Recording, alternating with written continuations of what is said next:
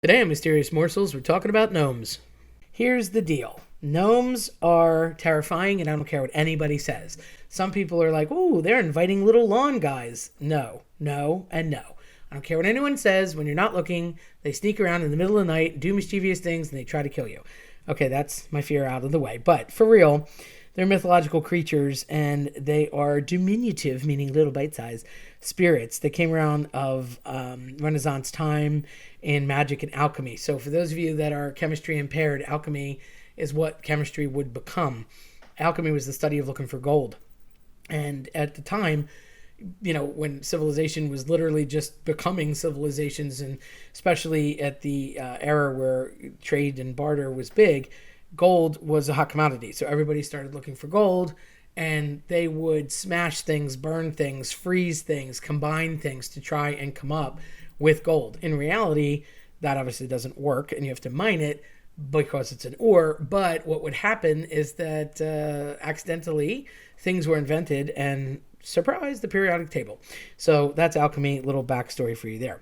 The authors and I'd say modern fantasy writers of literature definitely connected with gnomes, used them as a character or figure or mischievous person. They are classified as earth elementals, and they were considered 2 spans tall, which equates to approximately human hands, 2 spans. So they were small in stature, and they were very reluctant to interact with humans, but able to move through solid earth as easily as humans could move through air. So it was sort of like the underworld, if you will, or beneath the crust of the earth was a place that they could slither through no problem. They're earth-dwelling spirits, and they're basically precedented by very many ancient and medieval mythologies. So it just kind of depends on where you're from, which one you kind of aggregate to. They usually guarded mines or precious underground treasures. And as a result, you kind of see the connective tissue to Snow White and the Seven Dwarfs, which they recently just remade because Disney's remaking everything with live people, which makes no sense, but we won't talk about that.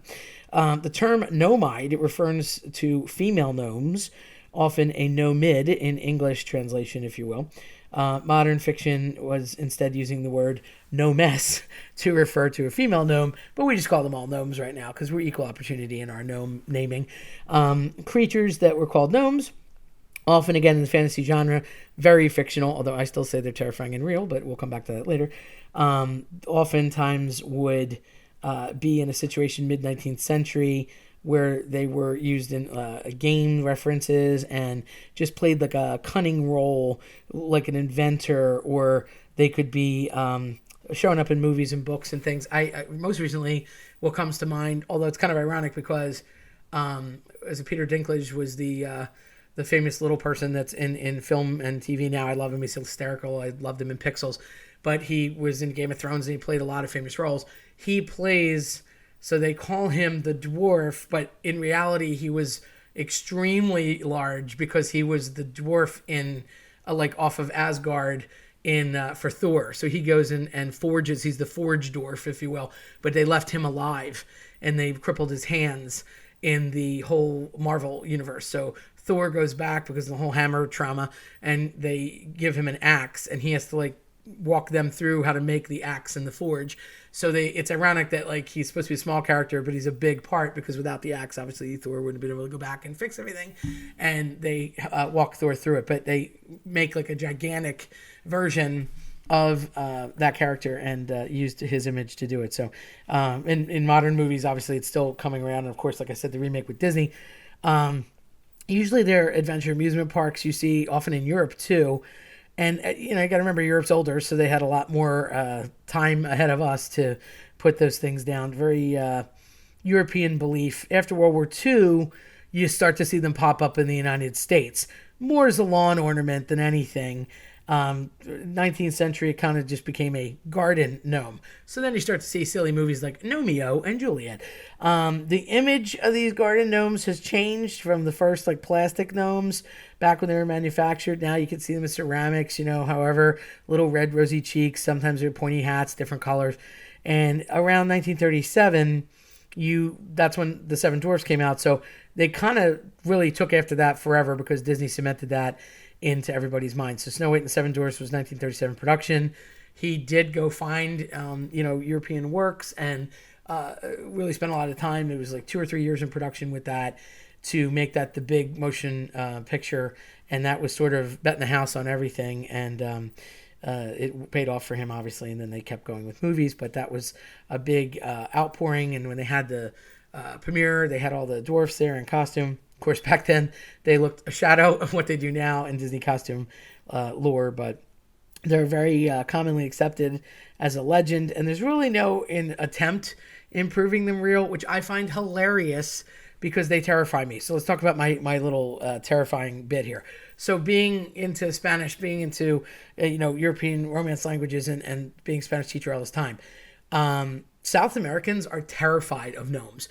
So a small person is like an enano, the word enano. But a gnome, by definition, is a duende. And duendes are generally terrifying. So duendes are like mischievous doers, and they're just up to no good, and you don't trust them. So they don't have this like, oh, great, Travelocity, yay, kind of idea, like roaming gnome, and he's so cute, and he's got the accent. No, duendes are like terrifying and evil, and they go after you, and they do things, and they're mysterious, and I'm afraid of them, and I think that the South Americans are onto something. Funny story, my niece always would house Blue Rocks players at her house during the baseball season for minor league players. And if they could secure housing, then the team would like give them certain benefits and amenities, but you had to find your own place. So she would sign up with an organization and take a couple guys every year. She was rarely home and had a spare bedroom and said, look, here, have at it. My dog's here. Do your thing. Food's in the fridge. Have fun. And they would give her some tickets to the games. Worked out great. She did it for a long time. Well, they would typically Venezuelan, Colombian, they would come from different places in South America. Well, she loves gnomes, which I don't. And she had a, garden gnome on her front porch, and most of them didn't say much, but one guy was so terrified he would not walk in the house, and asked her about it, and he didn't speak much English, and luckily I happened to be there, and she was like, what's the problem, and she thought something was wrong with the house, or he was afraid of the dog. He wouldn't walk in the house because he thought it was bad luck that the gnome was there, and he would not go in. So we had to put the gnome somewhere else to hide it until he left after the season. And then we put the gnome back, but he was warning her, cuidado, be careful, the gnomes are scary. So that kind of cracks me up. The Amazing Race, which I love watching, and is certainly about cultures and everything around the world, uses Travelocity very often as one of their sponsors, and they have the Travelocity roaming gnome. So very often they have to take a gnome and carry him, or put clothes on him, or dress him somewhere, or put him in a life jacket and have him go across a lake or something in a boat. And if you bring your gnome to the finish line, they back them in the show. So I've seen it in good and bad. But if you like this type of content, scare the like button into turning blue and subscribe. Don't forget to hit the notification bell so you don't miss out on future videos. Thanks for watching. If you want to see more content like this, then click on this video.